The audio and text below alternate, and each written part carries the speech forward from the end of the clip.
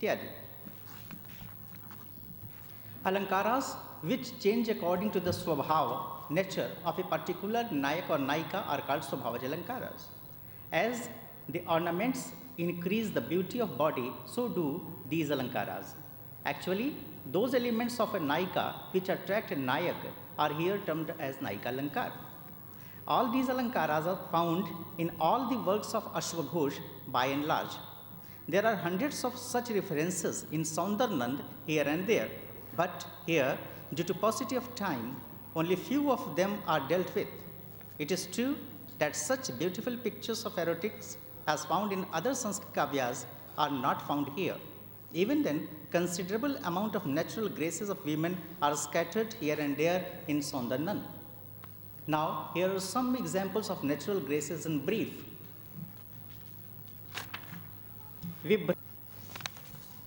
She refused the head of the stairway, regardless in her joy of the end of her mantle, which had fallen down, and scaring the pigeons on the tiles of the roof with the sound of her anklets. In this verse, Sundari, after knowing the arrival of her husband, became disturbed, and she, without carrying her garments, reached on the stairs. Therefore, Vibhram Naika Alankar is found here, Kilakinchita, combination of isolated states of pleasure, smiling, weeping, fear, anger, sickness, fainting, and fatigue due to excessive joy in meeting the loved one, etc., is called Kilkinchita. Satam stanud vartita harayashte ruthapaya masa nipidya dorbhyam katham kritositi jahasachochair mukhena sachi kritakundalena. Here we find that Sundari has smiling, weeping, fear, anger, eager, etc. sentiments simultaneous regarding Nanda. So Kilkinchit is found here. Motai takes place through Leela, Vilas and the like. When at the mention of the beloved, one is acutely absorbed in his thought. Sanchintya gunascha bharatur dirgham nishashwasa tatam chaiva vibhushanashri nihite prakoshte tamre karagre chavinirudhava. Sundari, after hearing the separation of her husband, started remembering and became so much devoted that she did not care for herself. Lastly, it resulted in her faint.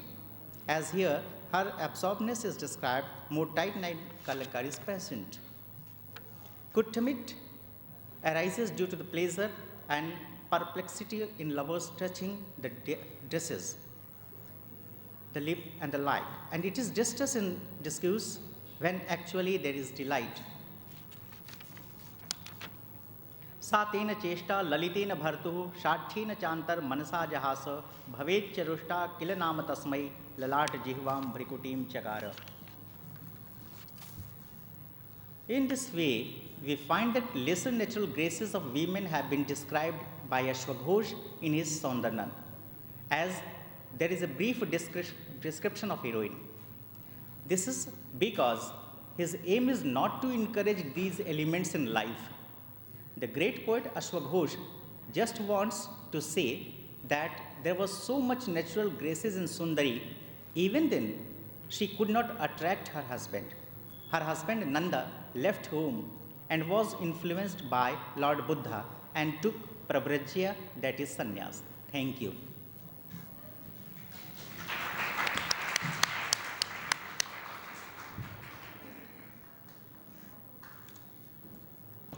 Which integrated Zen Buddhism into Western counseling practice and explored dance as a psychotherapeutic tool. She has also been president of the nonprofit organization, which was one of the first domestic violence programs in the state of Hawaii.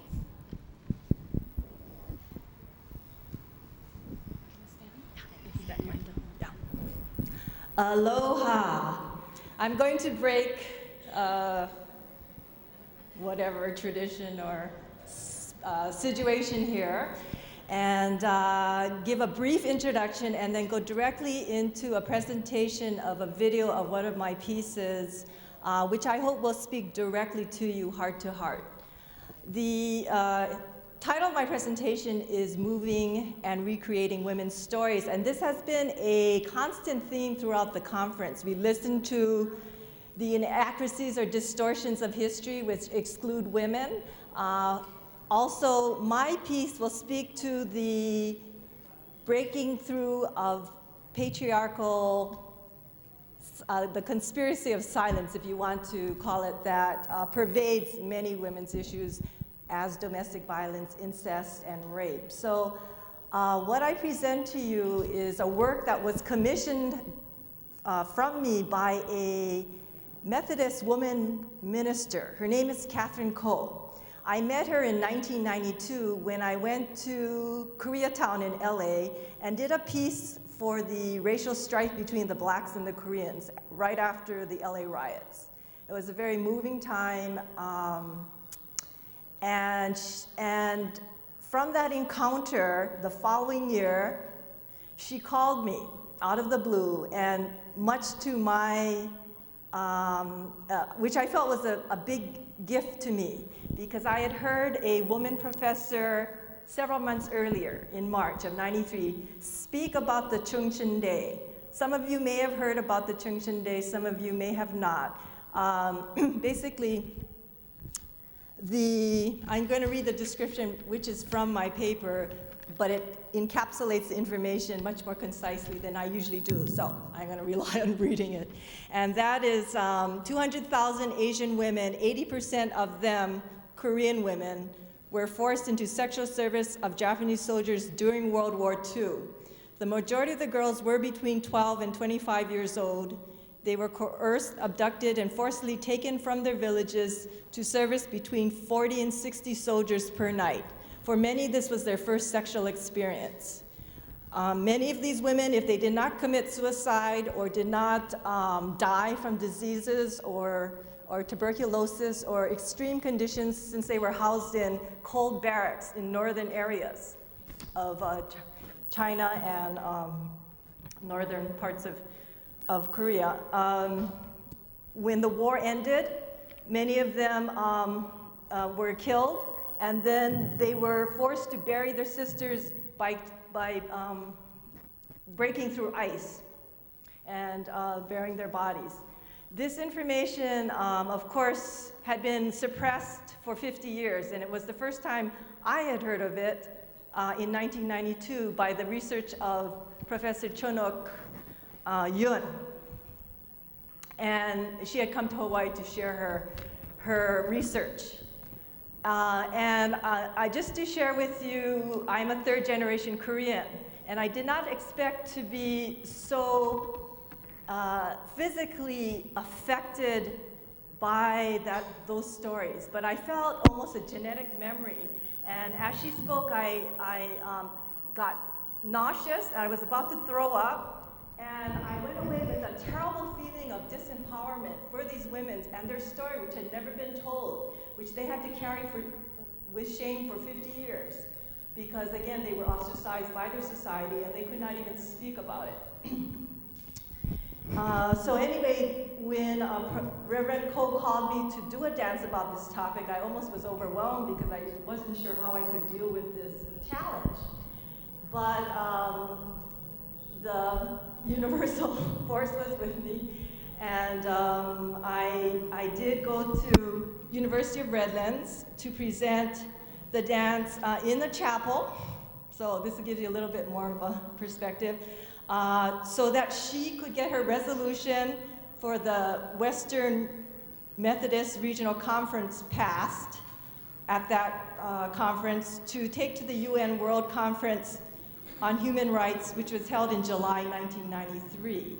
So her intent was that by showing this dance to a largely white Western audience, she could garner more support than by reading a paper. So this is what I will do for you.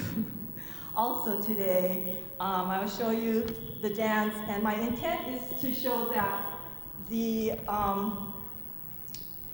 coalition against military sexual slavery by Japan was a coalition of religious, academic, community, and women leaders. And I present this as another way that to stimulate ideas of women from both the religious leaders and bhikkhunis and lay religious people to join together in social action for, according to Buddhist values and ethics.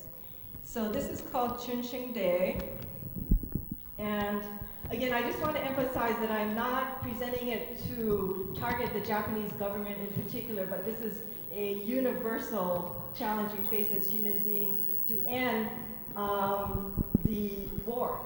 And I find it unbelievable that it took to 1993 to outlaw rape of women as a crime, a national crime against humanity, but that's how long it took. So it's very new that the world is recognizing that the rape of women during war is not, or any time, is not allowable.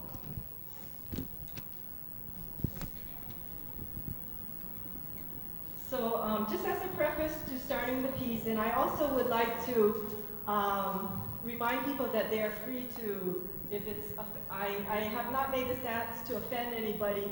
If you personally feel offended, there are some graphic moments in it that, of course, I understand if you feel that you don't want to be here.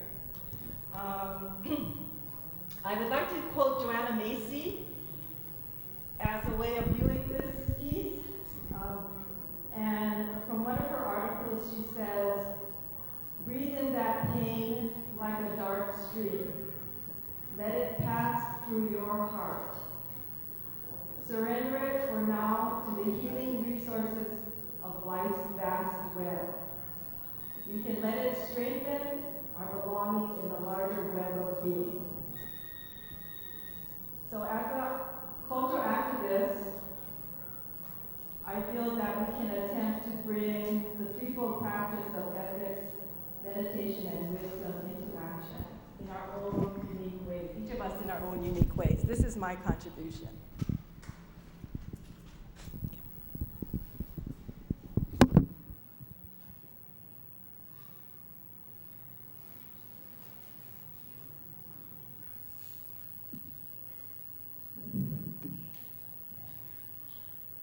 So as a contemporary artist,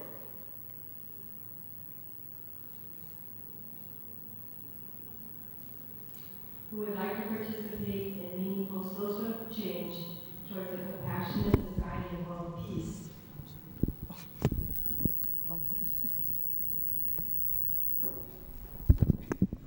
Sorry. I would like to encourage lay and monastic Buddhist community and religious leaders to join together in participating in retelling stories, creating new stories with this vision in mind. I have presented a new work called Cry Tibet, which I'm going to share tomorrow about 5:30 after the chanting.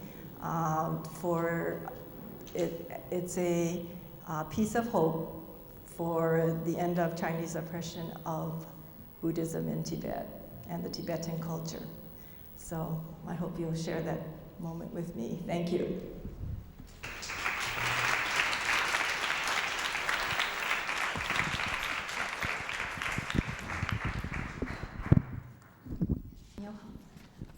That was very powerful. My next speaker this afternoon is Professor Sushma Kalshistras. Kolashist. Sorry.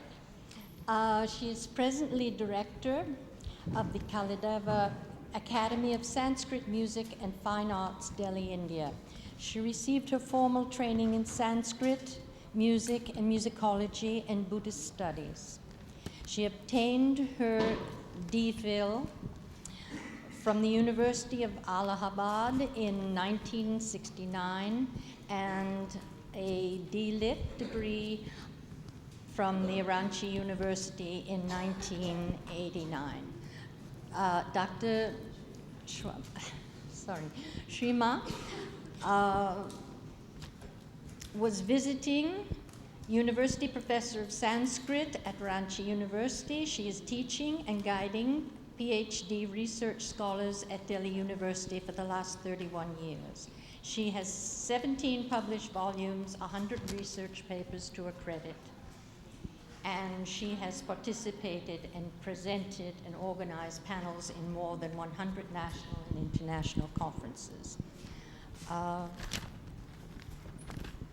please.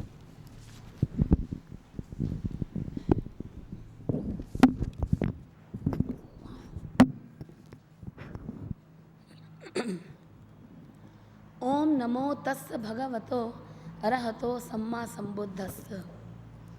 Honorable Madam Karma Lekshe Somo, coordinators of this conference, venerable Bhikshunis and Bhikshus, respected delegates and participants, guests and friends. It's my proud privilege to have got this golden opportunity to participate in this 5th Sakyadhita International Conference. We are happy to attend it. It was our good fortune that straight coming from the airport, we could attend the inaugural ceremony held in the Royal Palace. I am delighted to tell you that at present, our present President of India is also a devout Buddhist. He and the First Lady of India are staunch followers of Buddhism.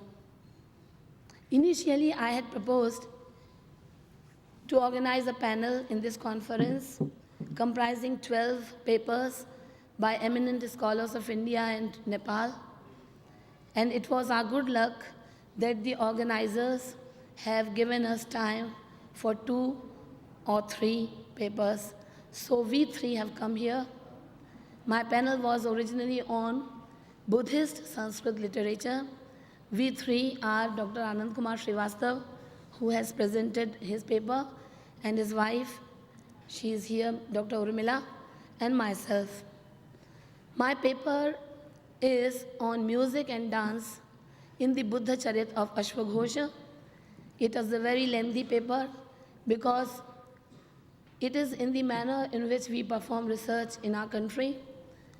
I was not aware of the actual working style and manner of this conference, though I have attended many conferences, but now we have understood the style.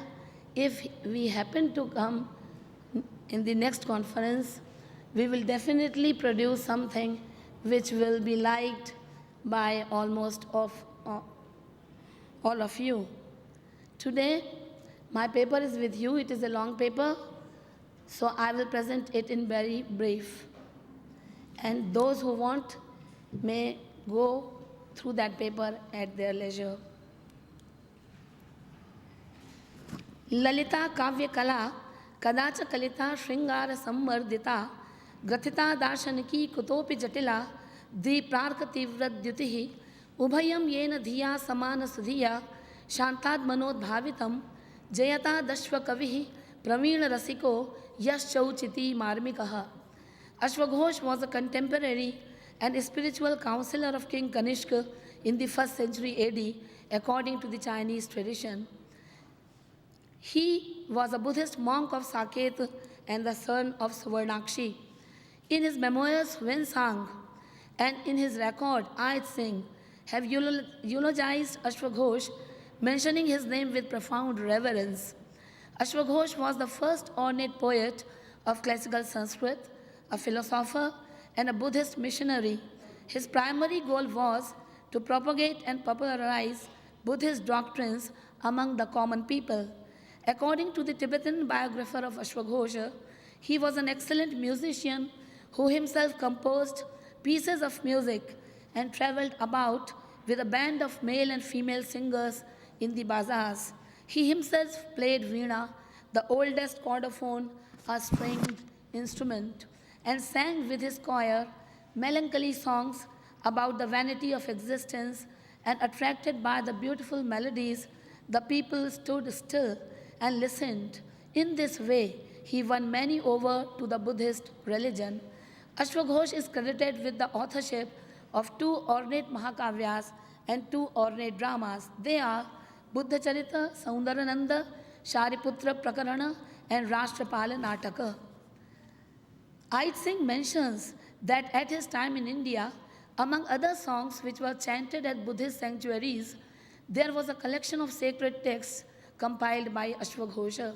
He relates him also as a composer of songs of the Sutra Alankara and of Buddha Charita. Buddha Charita is an epic composition widely read and sung throughout India and the countries of the southern sea, according to Ait Singh. In the present paper, an attempt is made to show Ashwaghosha's knowledge of music, musical instruments, and dance. He has made a number of references to different types of songs, stutis, eulogies, dances, and instruments like veena, parivadini, mahati, mridanga, panava, dundubhi, turya, and venu, and the music of birds also. Music and dance occupy a prominent place in fine arts.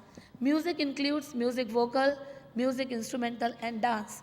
Ashwaghosh has referred to all these three at a number of places in the Buddha Charita in the course of his narratives and descriptions, as well as in the usage of similes and metaphors.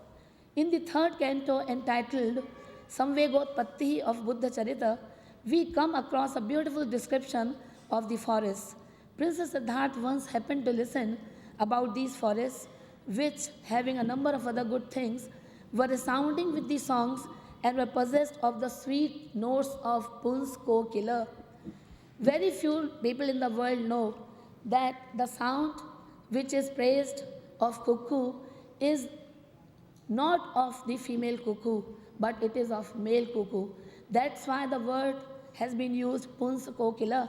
Tata kadachin mridu shadvalani, Puns Ko Kilon nadita padapani, Shushrava Padmakara Manditani, Gitai Nibaddhani Sakananani. In the fourth canto entitled Stri Nivarana, a beautiful lady, in order to attract Siddharth towards herself, sang a sweet song with the presentation of gestures. Among the animals, deer are very fond of listening to music. They are attracted by the deceitful music of the hunter. For their love of music, they give up their lives even. When the Dharma Chakra, wheel of Dharma, set forth by Gautam Buddha, started rotating in all the three worlds, human and divine beings started dancing and singing aloud on the earth, in the quarters, and the heaven. In the similar way, Ashwaghosh has referred to all the four types of instruments. There are four types of instruments in the whole world. In our Indian tradition, four types of instruments are: first is Tata instruments, that is chordophones; second is Avanadha instruments, that is membranophones; third is Sushira instruments, that is aerophones; and the fourth is Ghana instruments, that is idiophones. So I will not present all the references because they are many in number. I will give only a few examples only. Tata instruments, that is chordophones.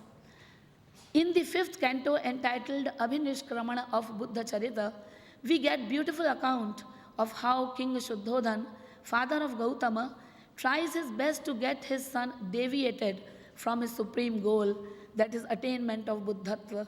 Gautam seeks permission from his father to repair to forest for the attainment of moksha, whereas Shuddhodhan makes large arrangements of security and various enjoyments and pleasures so that his son may not leave for the forest. Threefold music is a big source of delight. When Gautam entered his palace, a number of ladies came to attract him in different ways. Some had come there with the musical instruments.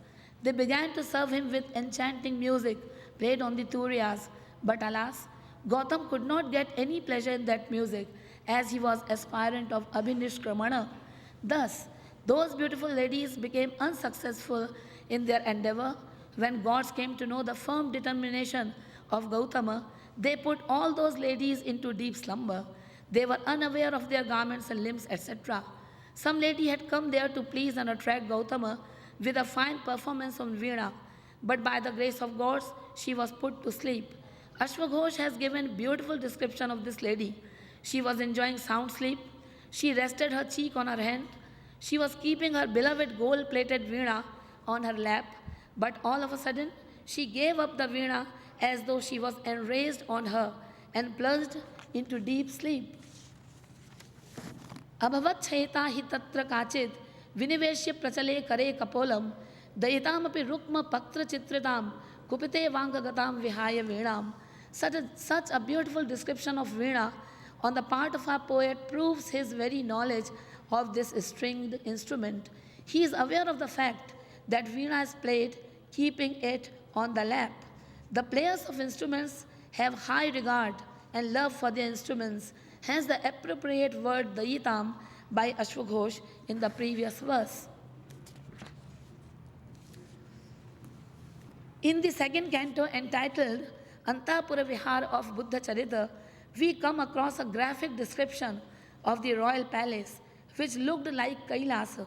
Beautiful music was being played there. The palace was resounding with the sounds of golden drums, being gently beaten by the ladies, and pretty damsel-like dancers were dancing there. It is noteworthy that the music was being performed by ladies only. Kalairhi chami karabaddha kakshaihi, nadi karagra bihatair mridangaihi, farapsaro nritya samaischa nityaihi, kailas bhavat tad bhavanam raraja. A beautiful description of the beating of Dundhubi drums in the clear sky at the auspicious occasion of the birth of Kumara Gautama is found in the Buddha Charita. The deep sound of the Dundhubi drum is often used as a standard of comparison too. The pleasing voice of Prince Gautama very much resembled with the sound of Dundhubi. In this way, I have presented a number of examples. All the references I have collected here, and mostly we find that the instruments were being played by ladies. So this shows that the expertise of those ladies in performing vocal music as well as dance and the playing of all types of instruments. They were asked to attract and deviate Gautam Buddha from his path, but they could not succeed. In the end, we may say that when Siddhartha attained Buddhatva, he was enlightened. Then his family members were also converted to Buddhism. We may presume that these ladies, many of them may have opted for Buddhism. In the end, thus, we find that Ashwaghosh had mastery over the knowledge of Trividha Sangita, music vocal, music instrumental, and dance. He was well versed in different types of musical instruments prevalent in his time. He had not only the theoretical knowledge of these instruments, but also expertise in their practical performance. Otherwise, he could not have successfully described minute intricacies of the various instruments and their playing. To understand the real meaning of various words used by Ashwaghosha in his Buddha Charita in the context of music, it is desirable to have an interpretation based on Sangeeta Shastra. Otherwise, it is difficult to appreciate the poetry of Ashwaghosh in its true perspective.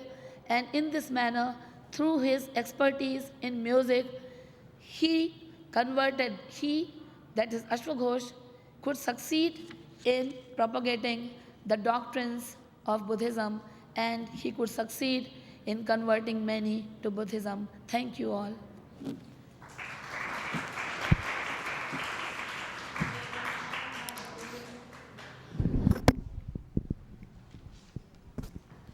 Award-winning books and has presented and published 30 research papers in different universities and institutes in India and abroad. She's going to speak on the life of female mendicants in Theragata. Thank you, Doctor. Om. Respected nuns and dear Buddhist friends, I am presenting my paper titled Life of Buddhist Female Mendicants in Theragata. Pali literature is kept in 3 Pitakas. These 3 Pitakas are Sutta Pitak, Vinaya Pitak, and Abhidhamma Pitak. Sutta Pitak is divided into 5 Nikayas, that is Digh Nikaya, Madhyama Nikaya, Anguttar Nikaya, Sanyukta Nikaya, and Khuddak Nikaya. Khuddak Nikaya consists of 15 books, one of which is Theragata, or Stories of Buddhist Female Mendicants. Theragata is a collection of 522 stories, 73 of which contain the expressions of female mendicants. The Sanskrit translation of word Theri is Sthavira. A special feature of Buddhism is that it has given equal status to male and female. According to Buddhist philosophy, the status of a male or female is not decided on the basis of birth. On the other hand, one attains higher or lower status as a result of his deeds and is placed in a good or miserable condition. Tathagat had unlimited sympathy for the female, so he did the best thing by giving an opportunity to the women as to the men to attain an ideal life. No other propounder of religion or religious teacher has been so kind to the females. In other religions, females have been considered to be the cause of worldly bindings and of a lower category, who have no place in the society. Tathagat has made them worthy of salvation by preaching to them that they should perform their duties with self-restraint and spending their lives in an ideal way. He gave enlightenment to the females due to his feelings of respect and sympathy for them, and did his best to make their lives superb. It is said that Buddha did not like this in the beginning, and he did not include women in his Sangha.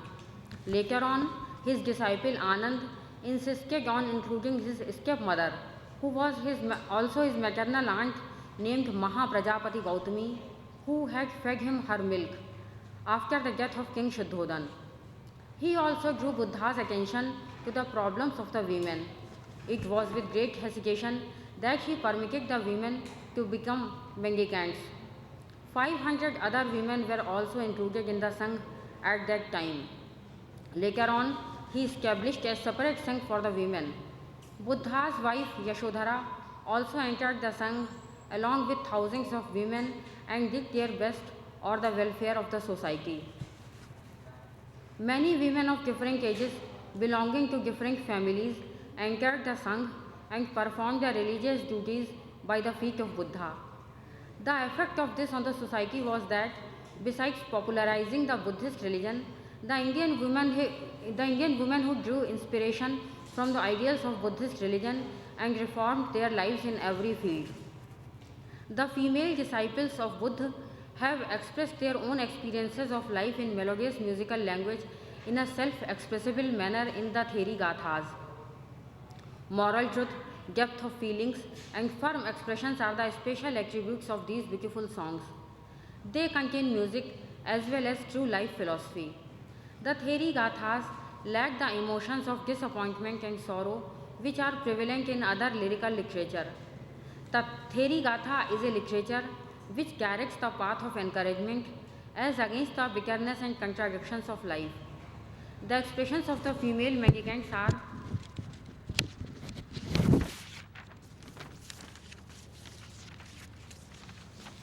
symbolic of their victory over ultimate objects of human life. Although they are the sketches of real instincts, the moral values have been established through overpowering the senses and happiness has been obtained. The Buddhist female mendicants considered this body to be mortal, sorrowful and unspiritual. They had made best efforts to do away with sensuality. They had eradicated the insatiable desires from their hearts. They had seen ugly feelings in bodily beauty and had experienced impiousness, bad smells and ailments in the body. They had always seen this body with the feelings of disdain, which resulted in the destruction of all their sins.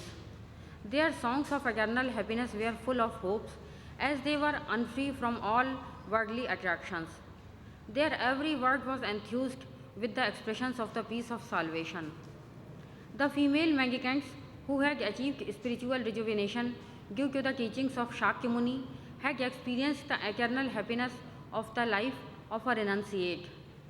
The princes of the royal families of Kosal and Magad, the daughters of courtiers, the virgin girls of the Brahmana families, as well as the girls of the business class families were among the mendicants. Every disciple of Buddha, may she be Shubha, the daughter of the carpenter, Chapa, the daughter of the bird hunter, or Ambupali, the city prostitute, was given the opportunity to purify her life. Some of the Theri Gathas, which present the ideal of renunciation of worldly life, are mentioned below. Patachara was the daughter of a wealthy businessman of Shravasti who eloped with her servant. She did not feel peace anywhere. The parents as well as her in-laws were ruined. She came in contact with Buddha and engaged herself in self-purification due to Buddha's teachings. She attained peace of mind. As a result of self-purification, all her desires of life also became non-existent. She became a high-class mendicant. She said, I am full of virtues, and I strictly abide by the self-discipline taught by my savior, the Buddha. I am not lazy, and I am calm and polite. One theory, Krisha Gautami of Shravasti, became distraught on seeing her dead child. She happened to meet Buddha in such a miserable condition. Buddha, while consoling her, asked her to bring some mustard seeds from a house where no death had occurred. Gautami roamed about everywhere in search of such mustard seeds, and in being completely unsuccessful in getting the required seeds, she understood the purpose behind the words of Buddha. She became a Buddhist mendicant and said, one becomes aware of sorrows and the means to overcome them, as well as the eightfold path of renunciation conjoined with being pious and wise. I have overcome all my miseries. I have performed all my duties, and I have become free of all the worldly compulsions. In this way, the whole disappointment of Krisha Gautami was washed off on coming in contact with Buddha. Theri Gathas are the narrations of the typical and peculiar miseries of women and the manner in which they got rid of them due to the teachings of Lord Buddha. Mukta, the daughter of a poor Brahman of Koshal, was married to a very poor hunchback. She became a Buddhist mendicant with permission from her husband. Thereafter, she attained salvation by practicing self-control and self-purification, and she joyfully sang, I have attained salvation, complete salvation from the worldly compulsions of birth and death. The best of the spiritual Theri Gatha is that of Shubha, the daughter of a prestigious Brahmana family. Shubha became a mendicant on being influenced by the teachings of Buddha. Shubha was extremely beautiful, and the name Shubha was given to her due to her beautiful and well-built body. One day, when she was moving forward in the mango grove of Jivak to practice meditation, a morally degenerate young man met her in the way. He was charmed on the beauty of Shubha, and he tried to entice her with many allurements. Her feelings as a mendicant made her remember the evil effects of sensuality. The villain was blind with passion, so Shubha thought that he was blind due to being attracted towards her beautiful eyes. Shubha took out her one eye and handed it over to the villain, saying, take this eye, which is the root cause of all your evil intentions towards me. The young man was horrified on this act. His sensuality evaporated instantly. He fell down on the floor in front of Shubha and begged her forgiveness. On her return, Shubha met Lord Buddha. Her eye was revived on seeing the rays of pious purity started radiating from her body. Buddha imparted a special discourse to enable her to attain higher spiritual status. Shubha developed her spiritual wisdom in a very short period and felt obliged to Buddha. Born under a mango tree of the royal garden of Vaishali, Ambupali was very beautiful during her youth. Many bachelors of Vaishali vied with each other with a desire to marry her. She was ordered to live as a common wife of all her suitors in order to avoid mutual violence. Tathagat stayed in the garden in which Ambupali lived.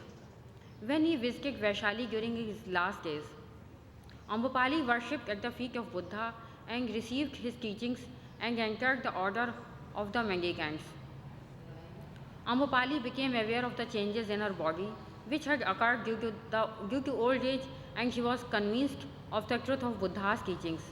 She attained the knowledge of mortality of everything in this world. Actually, Buddha was born in order to relieve this world from the sorrows and miseries.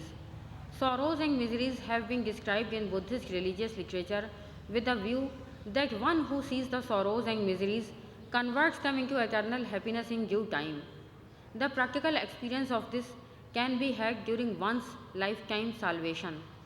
The mendicants of Theri Gathas fight with determination the meanest instincts of sensuality and subdue it, and ultimately they sing the songs of eternal peace and joy of salvation. I am the righteous owner of the highest spiritual welfare. I am purely sinless. I am perfectly calm. Siti bhutam mi nibbhuta. Siti bhutam mi nibbhuta. Thank you.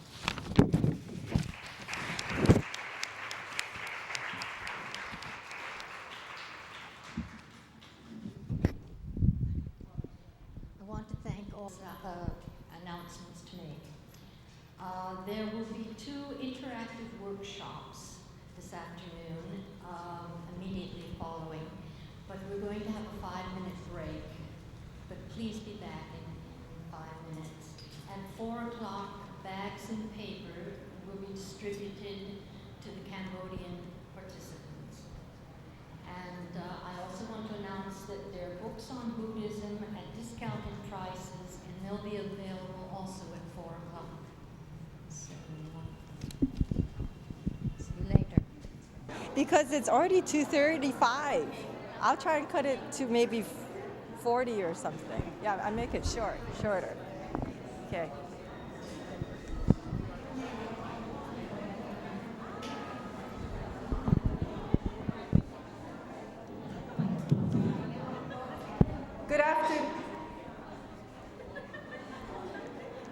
Good afternoon. I'll try not to shout. Okay. If we can get everyone gathered, we're going to start the afternoon workshop.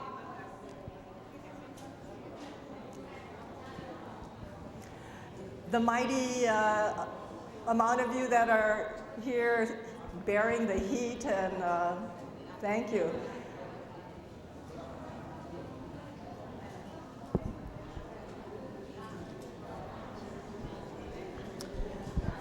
We're going to do an experiential exercise around the theme of stories that,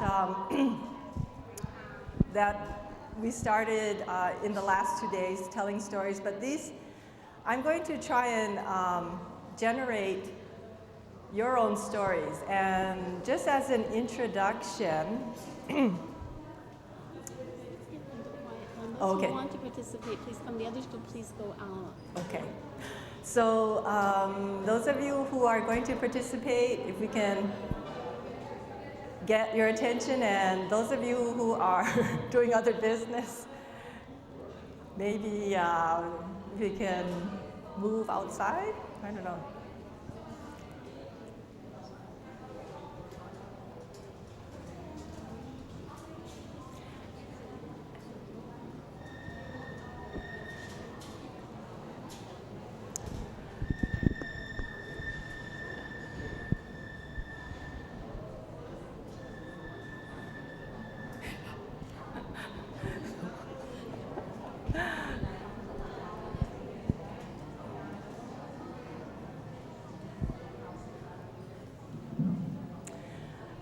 So as a preface to this exercise, I wanted to explain a little of the traditional meaning of the word aloha, because most people understand it in terms of the tourist use of the word. It's used as a greeting and a farewell, and as the word love. However, the word comes from 2 words, alo, which is the Hawaiian word for taro, because taro is the staff of life in the Hawaiian culture. It's like rice, or it's like bread in the culture, and they make poi out of it. And the second part of the word is ha, which means breath. And so aloha is the breath of life. And in the traditional Hawaiian greeting, you came up to the person and you inhaled together. So it was not the kissing and the embracing that you see now, but it was to share the same breath.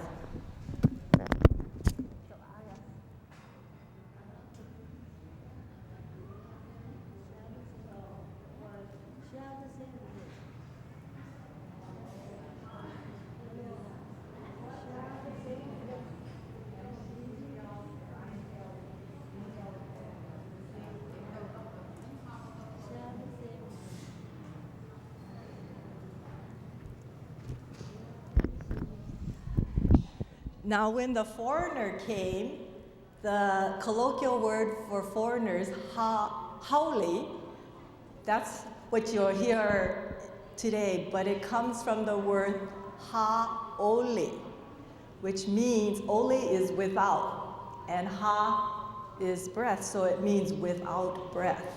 And that is the real root of the word haole. So it was not only the white person, but the foreigner who did not share in the interaction of breathing the same, giving and taking of air or breath. So to start this exercise, I thought I would lead you through a little breathing. So we'll share the same breath, and besides, I think you're all getting very tired and sleepy. So those of you who are brave, you can stand up, and those of you who want to do it sitting can just do it in your seats, because it's just an arm and breathing exercise.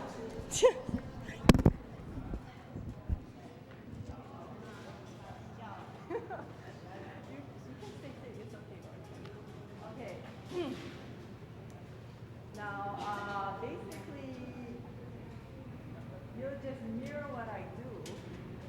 And so, in other words, like if I raise this hand, which hand do you generate? Like if you're looking in the mirror, right? If you're looking in the mirror. Okay, so if you're looking, translate. So if you're looking in the mirror,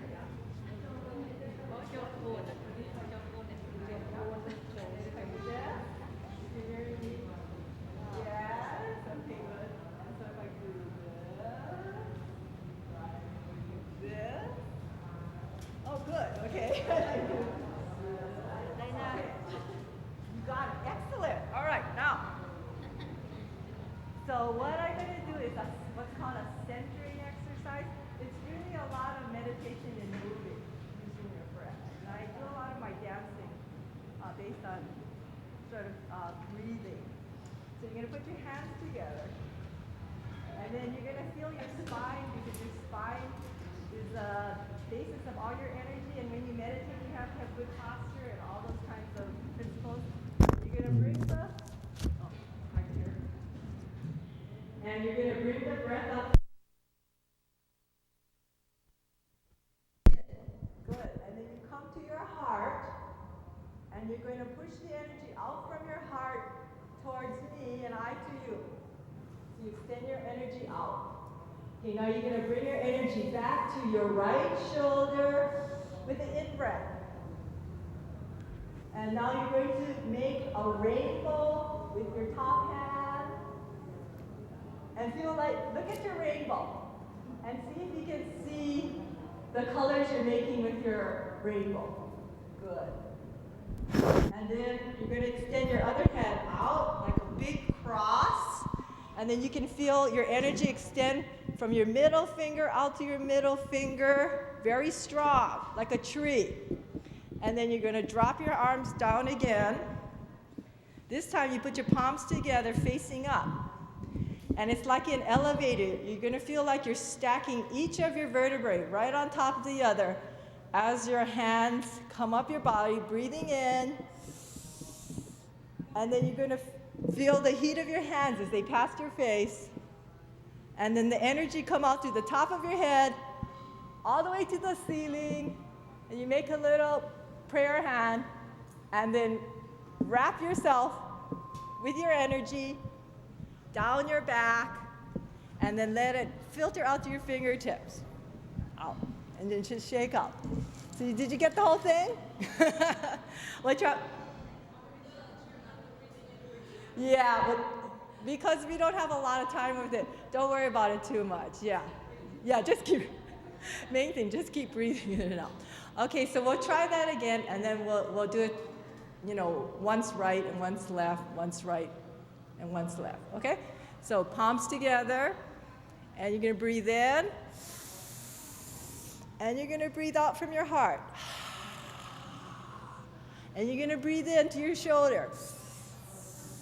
And then you're gonna make a rainbow, breathe out. Make a big rainbow, and then you're gonna breathe in. Make a big tree and breathe out. And then you're going to breathe in, stack your vertebrae. This is a long breath. Breathe out and breathe in. And energy through your back, breathe out. Very good. So now we're going to do it, repeat it to the other side. Palms together, facing in, breathe in. Breathe out from your heart. Breathe into your left shoulder. Breathe out, make a big rainbow overhead. Breathe in, make a tree. Breathe out. Palms together, stack your vertebrae. Breathe out, push out through your head. Breathe in, wrap yourself, and breathe out. Thank you. It's very nice. Okay, now we're ready to do our little journal exercise. So you can sit down. Oh, you look like you're ready for more. No. Yeah. I know, she wants to do some stretching. Okay, we're gonna just do a short writing exercise. Do you have your pad and your pencil?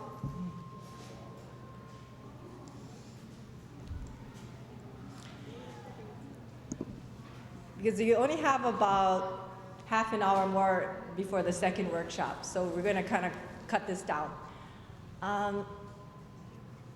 I wanted to share a second story with you as a preface, as an example of maybe something that you can draw on when you write your own story. And the way I'm gonna approach this is taken from a journal technique in which once you start writing, you just keep writing. And I'll give you 10 minutes and you don't stop, okay? So whatever comes out, you just keep writing the story. No editing, no censoring, just let it flow out. So the example of the story I want to give you is the idea that oral transmission within families and your sense of who you are and your identity is very important. I'll tell you a short story told to me by my tutu, who is my grandmother. She passed away about 15 years ago, but in Hawaii we call our aunties, grand-aunties and uncles and grandparents tutu. And this is a story she told me about her sister, who would be my grand-aunt, when they lived in the northern part of Korea in a small town called Huiju near the Chinese border. My grand-aunt, my tutu sister, was married in a Buddhist family. And through her own persuasion, she became one of the first Christians in her town. And upon changing her belief, her in-laws, her husband's family, were so upset that they tied her in her house and tried to kill her. She was fortunate in that she escaped and sought refuge riding on a donkey back to a convent. And there she stayed, a way to stay safe from her in-laws. And so this story was very important to me because I think it's important that we remember whatever we call ourselves is not important, it's how you live. So in this case, the Buddhists were oppressing the Christian. I myself was raised Christian but have chosen Buddhism. But religious freedom of any kind is very important to me because I understand the story was told to me. And so I think if you think back, you may have some family stories that are important to you and your values and why you think the way you do. Or maybe something your mother told you, or your grandmother, or something that imparted a way to live. So if you need to just sort of go back, or maybe there's a story in your own life that tells of some important event that you overcame that is an important story for younger people to remember. Like Kusuma, I know, has millions of those. So it's important to just start to record those stories, because those are the stories that are going to be told as history. And oral history is very important in women's history now, because as we know, there's many distortions in patriarchal history. So anyway, this is just a short exercise. I'm going to give you 10 minutes. You just start writing with whatever comes out. And after 10 minutes, wherever you're at, maybe you just got down the road or meeting with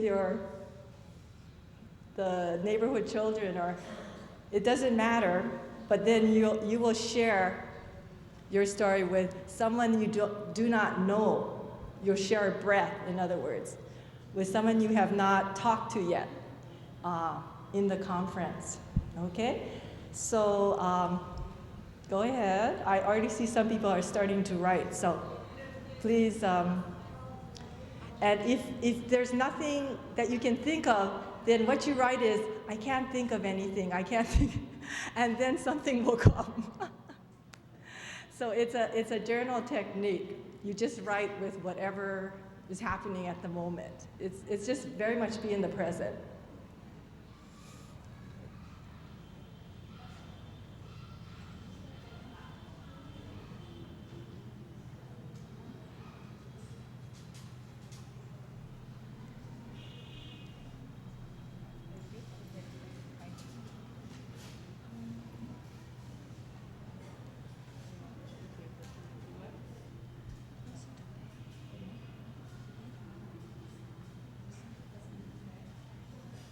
Again, it could be just some, a personal experience of your own, that says something about who you are.